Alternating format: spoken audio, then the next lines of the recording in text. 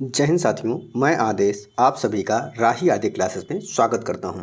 तो हम सभी हिंदी का प्रैक्टिस सेट लेकर उपस्थित हुए हैं, जो कि UP police, SSC GD, UPSI या कहीं पर भी हिंदी पूछी जाएगी वहां के लिए होगा। उम्मीद है आप अधिक से अधिक क्लास को शेयर करेंगे, लाइक करेंगे और कमेंट भी करिएगा। क्लास को शुरू से अंत तक देखिएगा। शाम को कुछ दिन तक प्रैक्टिस चलेगी और जो मॉर्निंग की क्लास होती थी तो मॉर्निंग में इस समय साहित्य पढ़ाया जा रहा था। उम्मीद है आप उसे भी लाइक करेंगे, उस क्लास को भी अधिक से अधिक शेयर कीजिएगा। अब हम अपनी क्लास को शुरू करते हैं। हमारा पहला क्वेश्चन है,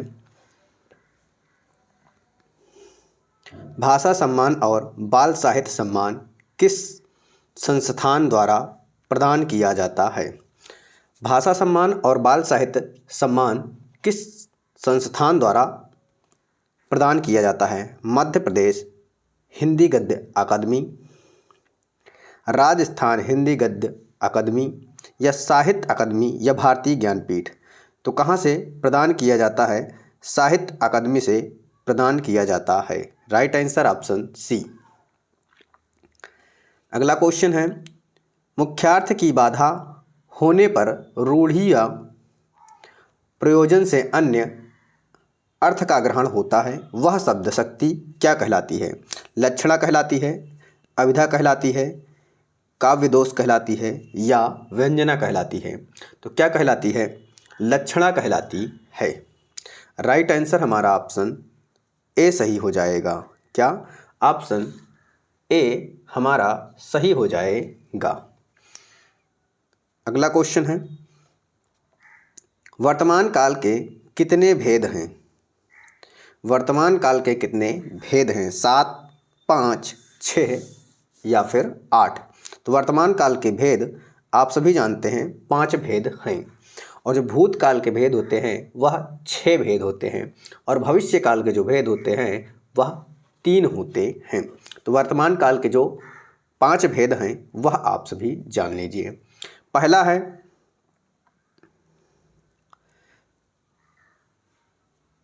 सामान्य आगे वर्तमान काल, यानी पहला सामान्य वर्तमान काल। दूसरा है पूर्ण वर्तमान काल। तीसरा है अपूर्ण वर्तमान काल। चौथा है संदिग्ध वर्तमान काल। और पांचवा है संभाव्य वर्तमान काल। संभाव्य वर्तमान काल। ये हो गए आपके 5 वर्तमान काल के भेद। आगे चलते हैं। अगला क्वेश्चन है, क्रिया के पद परिचय में इनमें से क्या क्या होता है? क्रिया में क्या क्या होता है? क्रिया का प्रकार, वाच्य पुरुष, लिंग, वचन, काल, वह शब्द जिससे क्रिया का संबंध है, या उपरोक्त सभी। तो राइट क्या है? आंसर हमारा उपरोक्त सभी हमारा हो जाएगा। अगला क्वेश्चन है, इनमें से किस शब्द के रूप एक वचन और बहुवचन में समान नहीं पाए जाते हैं? जैसे पानी, प्रेम, वर्षा, या इनमें से कोई नहीं।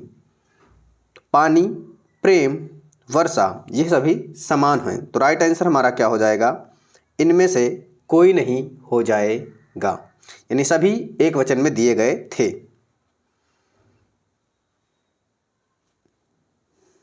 अगला क्वेश्चन है, इनमें से कौन सा शब्द स्थूल का विलोम शब्द है? स्थूल का जो अर्थ होता है वह बड़ा होता है, तो स्थूल का विलोम हमसे पूछा गया था। सूक्ष्म, मोटा, साकार या दुर्गम? तो राइट आंसर हमारा सूक्ष्म हो जाएगा। सूक्ष्म का अर्थ होता है छोटा। अगला क्वेश्चन है, इनमें से कौन सा शब्द अथ का विलोम है? हमें बताना है अथ का विलोम, अंत, अध, इत या अर्थ। तो राइट आंसर जो होगा वह होगा इति। क्या हो जाएगा?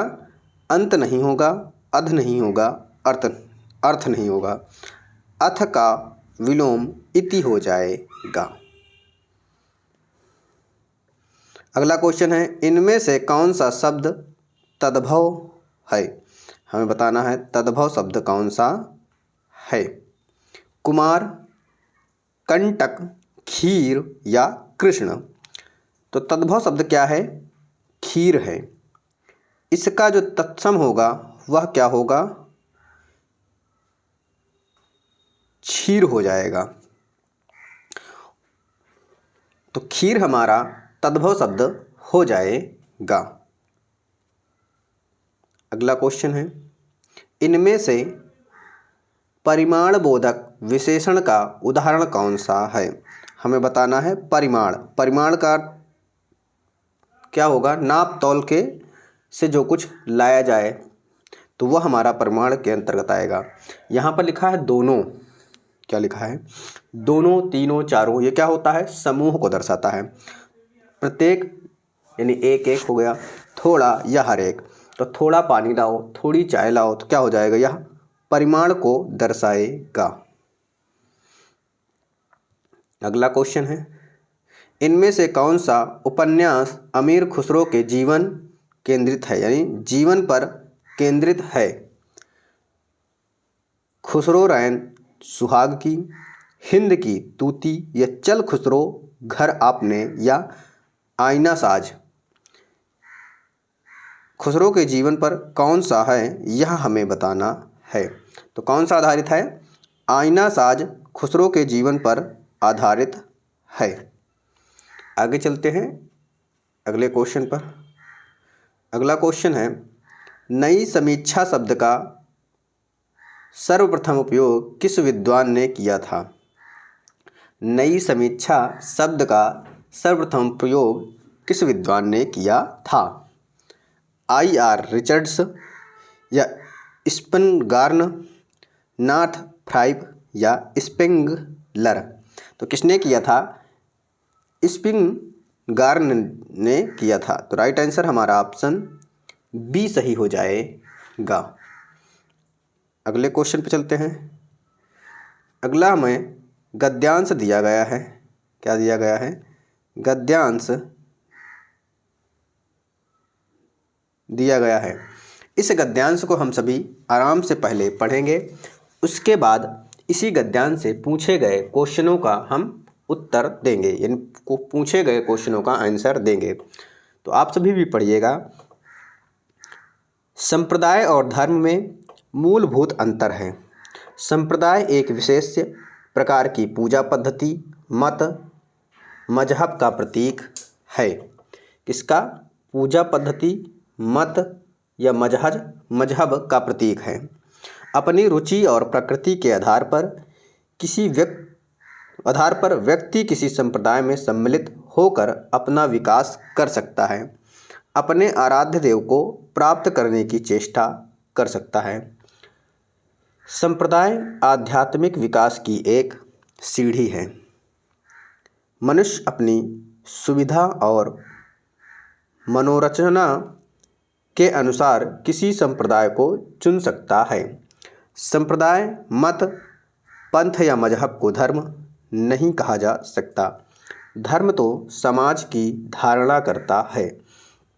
धर्म तो समाज के नियमों को कहते हैं, वे नियम जिनसे समाज व्यक्त रूप से चलता है। धर्म राज्य के परिचायक हैं। धर्म और संप्रदाय का यही मूलभूत अंतर है। संप्रदाय को धर्म की संज्ञा देना धर्म को ना समझना है।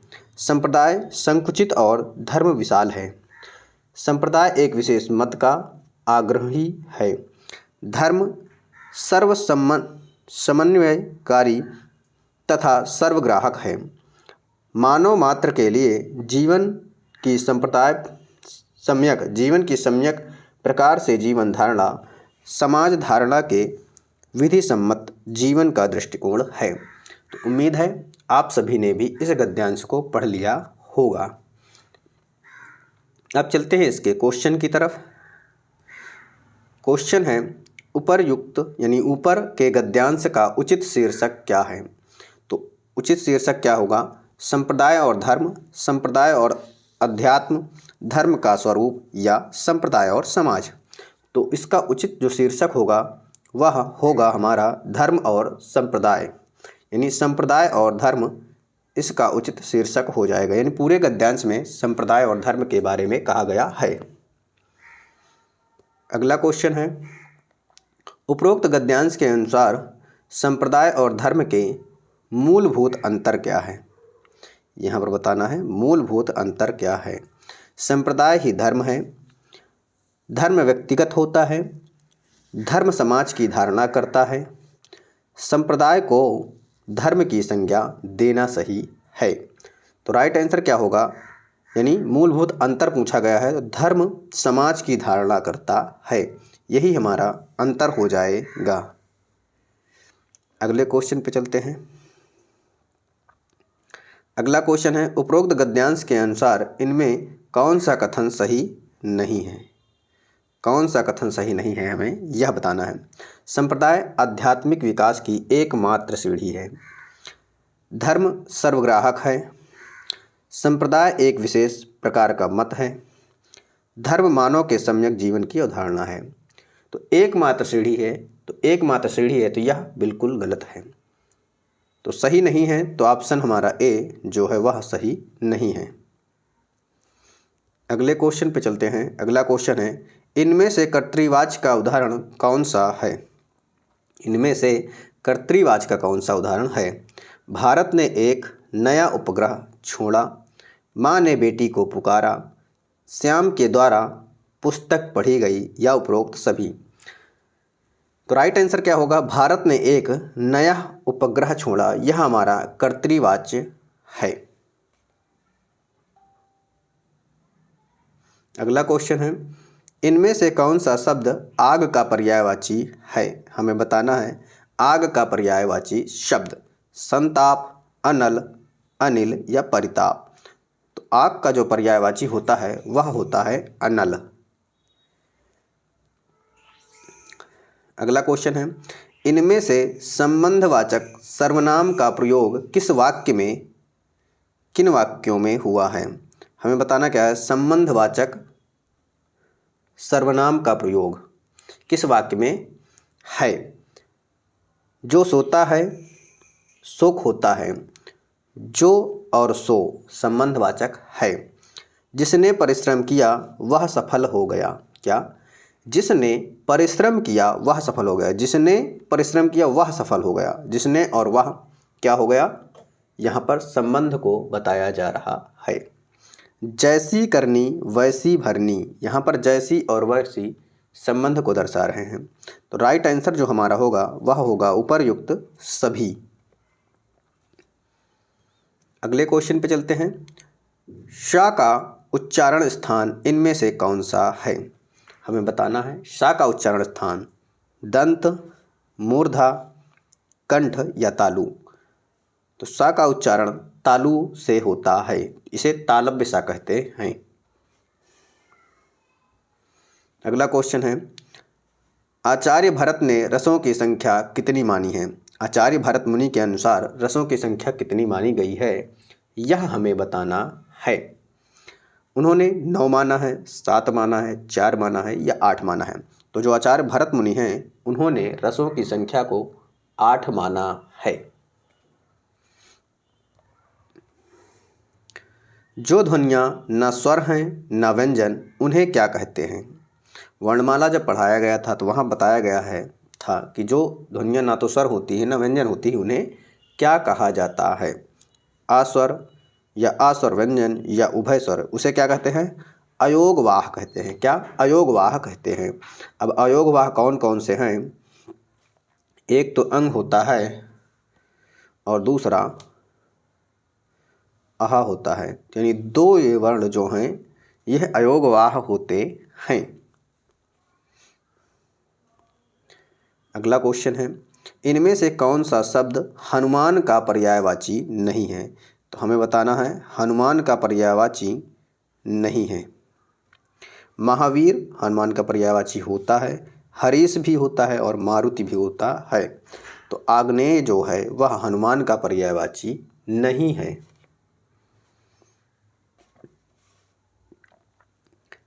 हिंदी किसमें से हिंदी इनमें से किस भाषा परिवार के अंतर्गत आती है? तो हिंदी जो है किस भाषा परिवार के अंतर्गत आती है यह आप सभी जानते होंगे। द्रविड़ से नहीं आती, चीनी तिब्बती नहीं है, या आष्ट्रिक भी नहीं है। हिंदी का जो परिवार है वह भारोपीय भाषा से आती है। किससे? भारोपीय से आती है। अगला क्वेश्चन है, चांद का मुंह टेढ़ा इनमें से किस कवि की रचना है? चांद का मुख टेढ़ा किसकी रचना है? महादेवी वर्मा, गजानन मुक्तिबोध, या अज्ञेय, या निराला। तो किसकी रचना है चांद का मुख टेढ़ा? मुक्तिबोध जी की है, गजानन मुक्तिबोध। अगले क्वेश्चन पे चलते हैं। अगला क्वेश्चन है हमारा, किशोरीलाल गुप्त की पुस्तक हिंदी साहित्य का प्रथम इतिहास इनमें से किस पुस्तक का अनुवाद है? किशोरीलाल गुप्त की पुस्तक हिंदी साहित्य का प्रथम इतिहास इनमें से किस पुस्तक का अनुवाद है? यह हमें बताना है। इस्तवार दला लित्रेत युर इंदुई हिंदुस्तानी। बी ऑप्शन है a history of Hindi literature. Option C है the modern vernacular literature of Hindustan. Option D है स्केच ऑफ हिंदी लिटरेचर। तो राइट आंसर हमारा क्या हो जाएगा? The modern vernacular literature of Hindustan. Right answer option C हो जाएगा। अगला क्वेश्चन है, इनमें से कौन सा शब्द खर शब्द का समानार्थी नहीं है? हमें बताना है खर शब्द का समानार्थी नहीं है। खर एक राक्षस का नाम है, बिल्कुल। एक तिनका है, यह भी सही है। गधा है, गधे को भी खर कहा जाता है। तो जो नहीं है वह है एकमात्र। क्या होगा? एकमात्र हमारा सही आंसर हो जाएगा। अगला क्वेश्चन, अल्प विराम का प्रयोग इनमें से कहाँ किया जाता है? जो अल्प विराम है इसका प्रयोग कहाँ किया जाता है? वाक्य के अंत में। वाक्य के अंत में तो पूर्ण विराम का प्रयोग किया जाता है, कहीं भी नहीं। जहाँ मन करे वहाँ लगा दोगे, नहीं, ऐसा भी नहीं है। वाक्य के शुरू में बिल्कुल नहीं। क्या है? मध्य, वाक्य के मध्य में, जैसे राम, सीता, श्याम, रामू, इस तरीके से लिखेंगे तो इन शब्दों के बीच में क्या लगाएंगे? अल्प विराम का प्रयोग करेंगे। और जहाँ बहुत कम ठहराव हो, यानी जब हम कई सारे नाम लेते हैं तो वहाँ बीच में रुकना होता है, थोड़े समय के लिए बहुत कम ठहराव होता है, तो वहाँ पर हमें अल्प विराम का प्रयोग करना होता है। तो राइट आंसर हमारा जो होगा वह ऑप्शन डी हमारा सही हो जाएगा। अगला क्वेश्चन है, श्लेष अलंकार कौन सा अलंकार है? यानी श्लेष अलंकार अर्थालंकार है, या शब्दालंकार है, या उभयालंकार है, या इनमें से कोई नहीं। तो राइट आंसर हमारा क्या होगा? श्लेष अलंकार। शब्द चिपके हुए होते हैं, तो यहाँ पर क्या होगा? शब्दा अलंकार हमारा राइट आंसर हो जाएगा। अगला क्वेश्चन है, देवनागरी लिपि में किए गए सुधारों में पंचमाक्षर बदले अनुसार के प्रयोग का सुझाव इनमें से किसने दिया? जो पंचमाक्षर हैं बदले में, इसके बदले में अनुस्वार का प्रयोग किया जाए, इसका सुझाव किसने दिया है? श्याम सुंदर दास ने, काशी नागरी प्रचारिणी सभा ने, सावरकर बंधुओं ने, या बाल गंगाधर तिलक ने। तो इसका जो सुझाव दिया गया है श्याम सुंदर दास जी ने दिया है। ऑप्शन हमारा ए सही हो जाएगा। अगला क्वेश्चन है, इनमें से रक्तिमा में प्रयुक्त प्रत्यय है। रक्तिमा में हमें प्रत्यय बताना है। शब्द हमारा क्या है? रक्त। क्या है? रक्त हमारा शब्द है। इसमें इमा जोड़ा गया है। क्या जोड़ा गया है? इमा जोड़ा गया है। तो बना क्या? बना हमारा रक्तिमा। क्या बन गया? रक्तिमा। तो इसमें हमारा इमा प्रत्यय है। क्या है? इमा प्रत्यय है। अगले क्वेश्चन पे चलते हैं।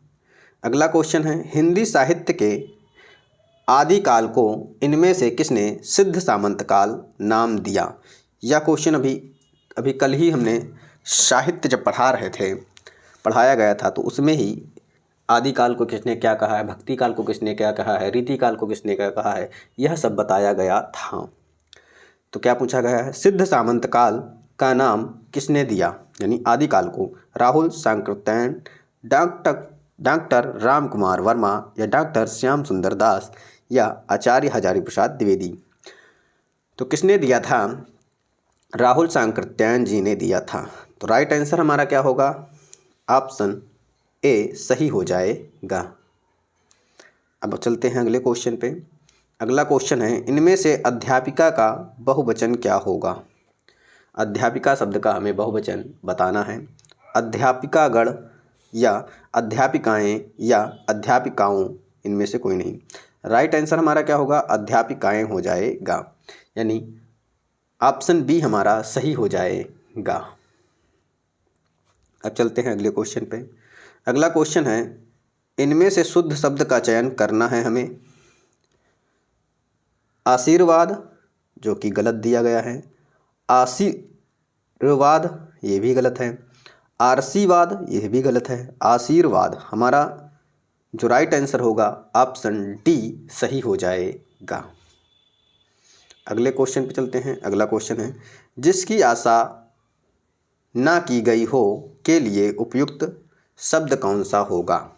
अप्रत्याशित, प्रत्याशित, अपेक्षित या इनमें से कोई नहीं। जिसकी आशा की जाएगी वह तो हो जाएगा प्रत्याशित, लेकिन जिसकी आशा ना की जाए उसे अप्रत्याशित कहेंगे। क्या? अप्रत्याशित कहा जाएगा।